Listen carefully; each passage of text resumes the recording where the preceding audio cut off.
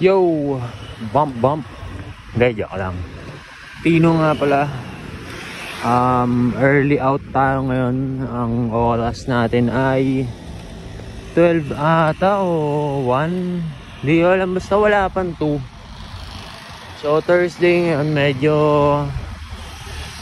mixed emotion. Pero still, dahil nakasakay na tayo ulit sa bike natin na maganda, alam niyo yun, nawawala yung buryo. Pero at the same time, man, dinadaan ko na lang sa nilalabas ko na lang din. Pero at least hindi na tulad nung dati na puro ganito yung video natin.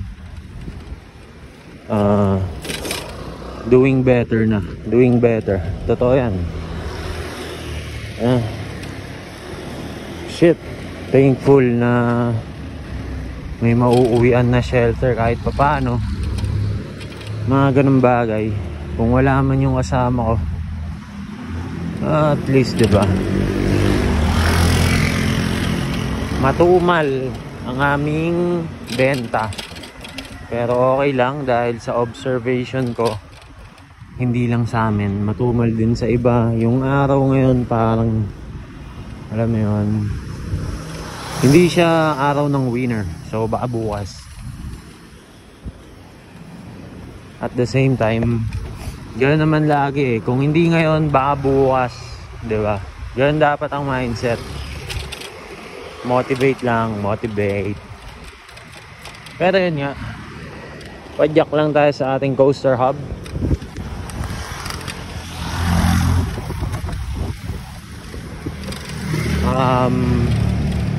Same mantra pa rin. Kung hindi ngayon, baka bukas, at least bumanat ka today, diba? Ang ina, nakapagod. Hindi, pero gano'n naman eh. Gano'n naman lagi yung ng payday. So ngayon palapit ang payday, tsaka nakakapagod sana.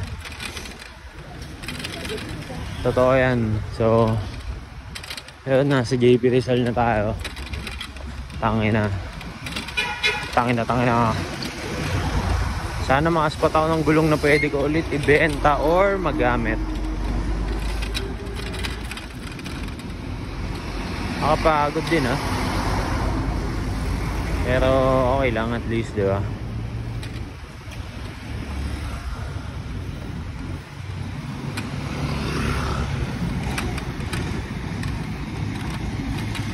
Ano lang naman lagi, tag it out, diba? Kung hindi man malaki ang sales, wala masyadong incentive, it's okay bro. At least may daily kaysa wala. Tangin na, ilang years din ako dumanas ng walang daily. As in 0 on 0, diba? Kumupit nga ako para sa pyesa eh. Kaya mas okay na yung ngayon, mas okay na to. Makakahanap pa rin tayo ng ibang discarding idadagdag.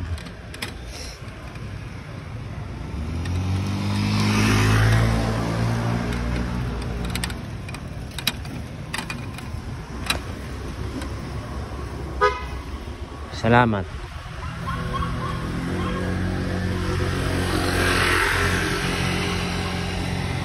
Okay, ang gulong to 20, maliit boss.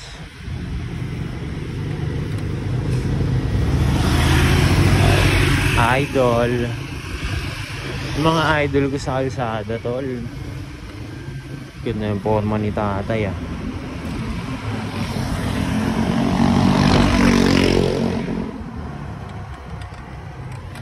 Maka na ba ang pagod?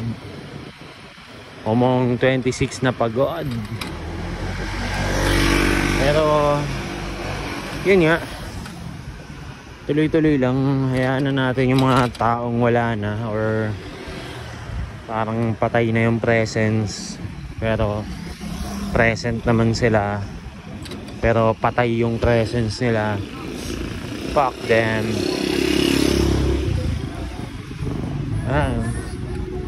Yung mama ko, ewan ko kung kamusta sila. Yung tatay ko, ewan ko kung kamusta sila. Kapatid ko sa Mandaluyong lang naman yan. So malay mo okay naman sila. Pero di ba, tingin ko ito na talaga, tinanggap ko na din na yung fate or yung situation ng family members is ganun na talaga. Hiwa-hiwalay, watak-watak, kanya-kanya, ganun naman. Tingin ko mas titibay nga kami kasi bilang ako ngayon, parang tingin ko ito yung tama para sa akin kasi sobrang ahead ng nagiging isip ko, parang sobrang longevity ng mga vision. Kumbaga, okay, kanya-kanya tayo, pero diba, paano pag dumating yung time? Diba, paano tayo yan? Kanya-kanya tayo. Shit's whack, man. Pero at least, diba, at least matibay. Pero hindi siya ideal. So pagpasensyahan nyo na kung mahaba yung mga video. Dito ko lang nilalabas mga rant. Kasi wala namang ibang makakarinig, wala namang ibang makakalam. Sino lang din manood hanggang sa kaduluduluhan na ito, pwedeng ako lang din in the future. Which is okay lang din, gagawin ko lang siyang time capsule ng mga struggles about family and life. Pero okay lang din. Importante buhay, diba? Early out sa Samosa team. Thankful pa rin ako lagi sa Samosa fam. Dami yung bagong natututunan. Tahimik lang tayo, kumbaga. Alam mo yun, nonchalant. Peace bump. Ingat quiz sa mga nakakonect. Lahat kayo panalo. Lahat tayo panalo. Wala, gusto ko lang talaga nagsasalita sa camera. Kasi eto na yan Hindi ko alam. Basta gagana, di ba? So, yan. Bump. Galingan natin, pare. Habang ako, ginagalingan ko. Sabi mga dogs, 7 minutes. Ano ang maganda sabihin sa 7 minutes? Hindi porket bad day is bad life. Ganun lang.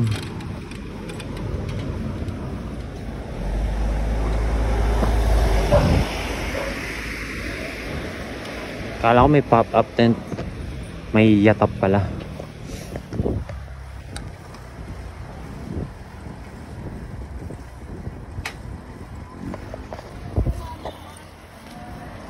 Sarap gamitin ng bike na to. Tangin niya.